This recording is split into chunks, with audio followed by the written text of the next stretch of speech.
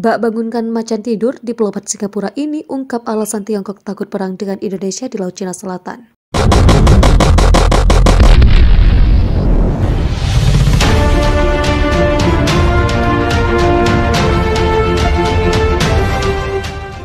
Laut Cina Selatan memang disebut salah satu kawasan yang cukup panas lantaran perebutan wilayah antar negara termasuk Indonesia.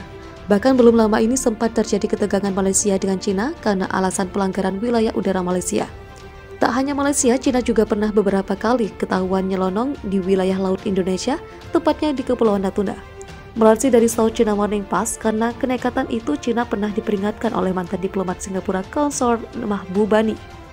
Menurut LCMP, Mahbubani mengatakan bahwa belum ada negara anggota yang menyatakan keinginan untuk bergabung dengan kelompok negara dengan Amerika Serikat, Jepang, India, dan Australia untuk melawan pengaruh Cina di kawasan itu. Tetapi untuk mempertahankan status quo saat ini, Cina perlu berhati-hati dalam masalah dari kedaulatan atas Kepulauan Natuna di bagian selatan Laut Cina Selatan, kata Mahbubani. Kepulauan Natuna adalah rumah bagi daerah penangkapan ikan tradisional Indonesia.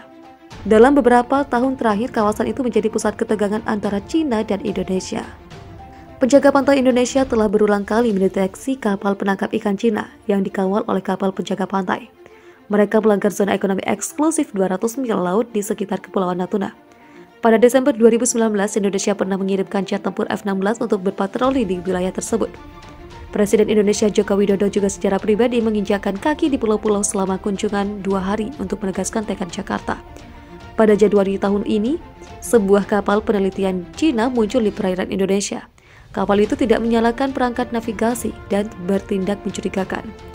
Cina telah mengklaim bahwa perairan di sekitar Kepulauan Natuna adalah daerah penangkapan ikan tradisionalnya dan menyatakan kesediaannya untuk menyelesaikan perbedaan melalui negosiasi bilateral.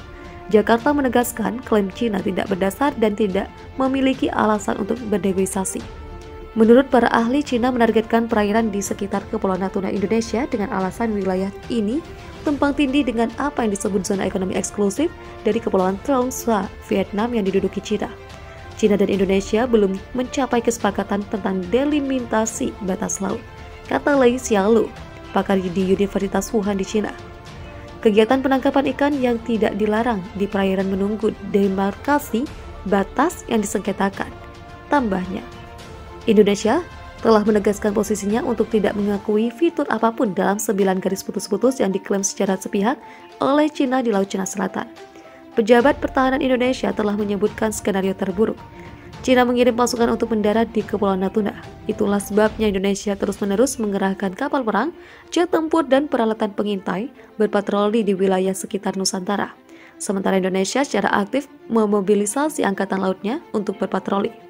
Ada alasan untuk khawatir bahwa Cina akan terus mengambil tindakan pemaksaan di wilayah yang disengketakan, kata pakar Atriandi Supriyanto dari Universitas Nasional Australia.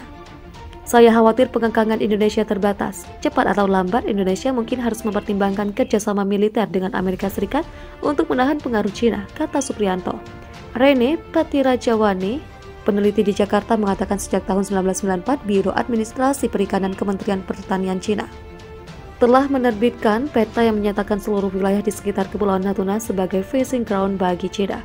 Patirajawane mengatakan Indonesia sangat prihatin karena Cina secara sepihak mengklaim bahwa daerah penangkapan ikannya meluas ke perairan selatan Kepulauan Natuna di luar 9 garis putus-putus yang ilegal. Colin Koh, pakar Nanyang Technological University di Singapura, mengatakan Beijing tidak akan terlalu menekan Jakarta, mengingat pengaruh politik Indonesia di Asia Tenggara. Hari ulang tahun Tentara Nasional Indonesia selalu diperingati setiap tanggal 5 Oktober. Dan pada Selasa 5 Oktober 2021, TNI telah berusia 76 tahun sejak dibentuk tahun 1945 atau awal berdirinya Republik Indonesia. Pelaksanaan upacara dalam rangka memperingati HUT RI ke-76 ini pun diselenggarakan secara sederhana lantaran masih dalam suasana pandemi. Melansir dari tni.mail.id, pelaksanaan upacara diselenggarakan secara sederhana dan terbatas dengan menerapkan standar protokol kesehatan yang ketat di Istana Merdeka Jakarta. Dalam upacara yang berlangsung secara sederhana tersebut, jumlah personil yang bertugas juga dibatasi, yakni hanya 28 personil. Upacara peringatan HUT ke-76 TNI tahun 2021 juga dilaksanakan di seluruh satuan TNI, baik yang sedang bertugas di dalam negeri maupun luar negeri secara daring. 76 tahun menjaga dan mempertahankan kedaulatan Indonesia, kemampuan TNI tak bisa dianggap remeh. Bahkan kehebatan TNI dalam segala sektor membuat banyak negara cukup segan dengan Indonesia, terutama soal kemiliterannya, tanpa terkecuali saat ini yang tengah hangat dibicarakan.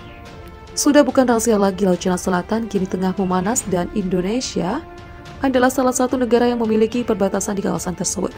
Hal itu membuat TNI bersinergi untuk menjaga batas wilayah yang berada di Laut Natuna Utara itu. Telah dilakukan penguatan Pulau Natuna yang dihuni oleh Batalion Komposit yang berisi satuan pemukul dari TNI AD, TNI AL, dan TNI AU. Pulau itu dibangun dan dipersenjatai dengan anggaran pertahanan Indonesia yang semakin meningkat setiap periodenya, juga berimbas pada belanja alutsista gila-gilaan oleh TNI, bahkan bisa membuat meradang seluruh kawasan. Setelah pembangunan infrastruktur seperti pelebaran dermaga, pembangunan landasan pacu, hanggar dan barak prajurit selesai, maka isian alat penggebuk pun disuntikan ke pulau itu. Alat utama sistem bersenjata yang ditempatkan di Natuna pun tak main-main.